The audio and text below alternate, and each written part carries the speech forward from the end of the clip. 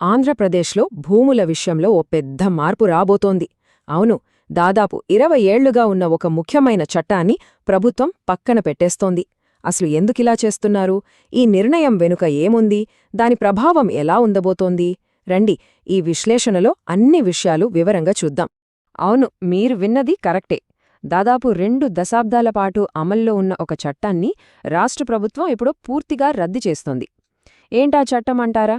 అదే, వ్యవసాయ భూమిని వేరే పనుల కోసం మార్చడానికి కంట్రోల్ చేసే 2006 నాటి చట్టమన్నమాట.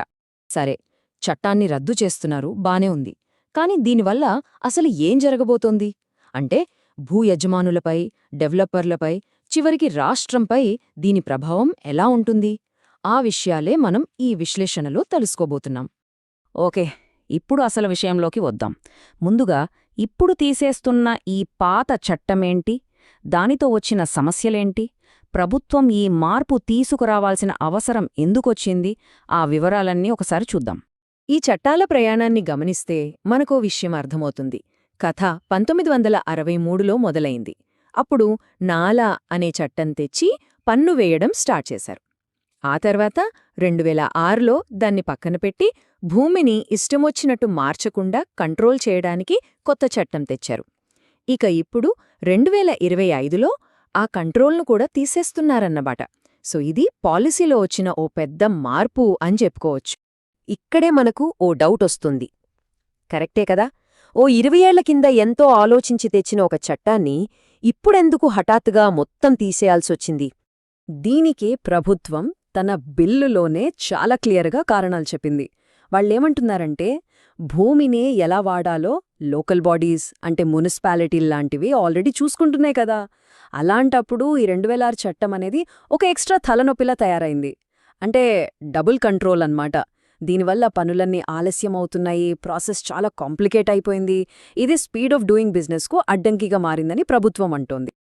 అంతేకాదు, బిల్లులో ఉన్న ఉద్దేశ్యాలు, కారణాల సెక్షన్లోనే ఒక వాక్యాన్ని చూస్తే వాళ్ళేమంటున్నారంటే, మార్పిడి కోరే ప్రక్రియ గజిబిజిగా మరియు అనవసరమైన సంక్లిష్టతతో కూడుకున్నది. ఈ ఒక్క మాట చాలు ఈ ప్రాసెస్ని ప్రభుత్వం ఎంత పెద్ద సమస్యగా చూస్తోందో అర్థం చేసుకోవడానికి.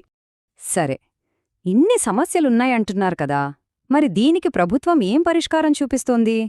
అదే ఈ కొత్త బిల్లు. దాని స్పెషాలిటీ ఏంటో ఇప్పుడు చూద్దాం. ఇంతకీ ఏ చట్టాన్ని రద్దు చేస్తున్నారు? దాని పూర్తి పేరు కాస్త పెద్దగా ఉంటుంది. The Andhra Pradesh agricultural land conversion for non agricultural purposes act 2006.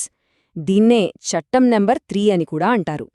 ఇప్పుడు ఈ కొత్త బిల్లు చేసే పని ఒకటే, ఈ మొత్తం చట్టాన్ని ఇందుమూలంగా రద్దు చేయబడినది అని చెప్పడం. చాలా సింపుల్గా కనిపిస్తున్నా ఇది చాలా పవర్ఫుల్ యాక్షన్. ఓకే, రద్దు అంటున్నారు కదా, అంటే ఏంటి? చట్టం భాషలో చెప్పాలంటే రద్దు లేదా రిపీల్ అంటే ఒక చట్టాన్ని పూర్తిగా కొట్టేయడం. అంటే 2006 నాటి ఆ చట్టం ఇక ఉండదు.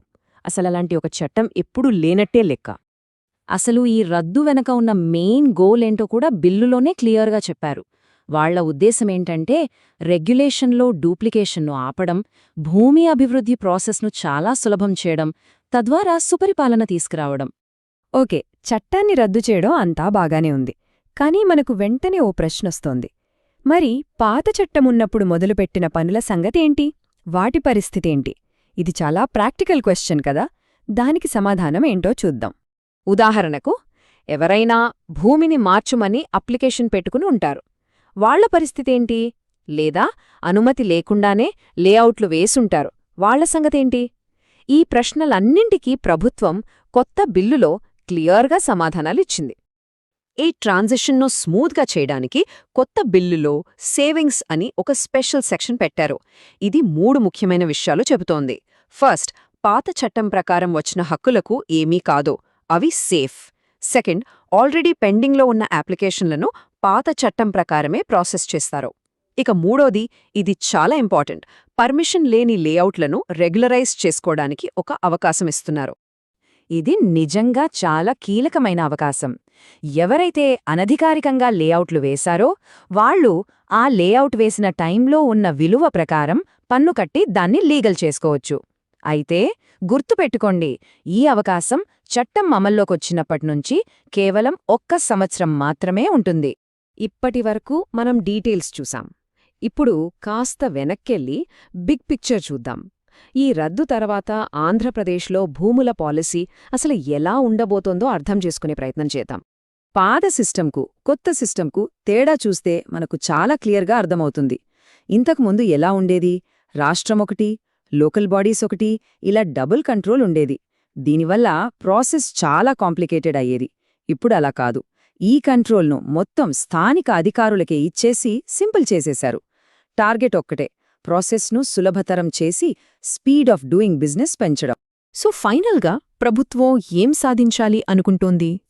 సింపుల్గా చెప్పాలంటే భూమికి సంబంధించిన పవర్స్ని లోకల్ బాడీస్కు ఇవ్వడం ద్వారా రెగ్యులేషన్ను ఈజీ చేయాలని చూస్తోంది. దీనివల్ల మంచి పరిపాలన వస్తోంది, స్పీడ్ ఆఫ్ డూయింగ్ బిజినెస్ పెరుగుతుంది అని ప్రభుత్వం గట్టిగా నమ్ముతోంది. మొత్తానికి ఒక ఆలోచింపజేసే ప్రశ్నతో ముగిద్దాం. రెగ్యులేషన్ ఇప్పుడు చాలా సింపుల్ అయిపోయింది. ఇది ఖచ్చితంగా అభివృద్ధికి వేగాన్నిస్తుంది, డౌట్ లేదు. కానీ ఇక్కడే ఓ ముఖ్యమైన పాయింట్ ఉంది. ఆంధ్రప్రదేశ్ ప్రభుత్వం ఈ వేగవంతమైన అభివృద్ధికి, మరోవైపు పర్యావరణ పరిరక్షణకు అంటే సస్టైనబుల్ ల్యాండ్ యూజ్కు మధ్య సరైన బ్యాలెన్స్ను ఎలా సాధిస్తోంది? ఇది మనం భవిష్యత్తులో గమనించాల్సిన చాలా ముఖ్యమైన విషయం.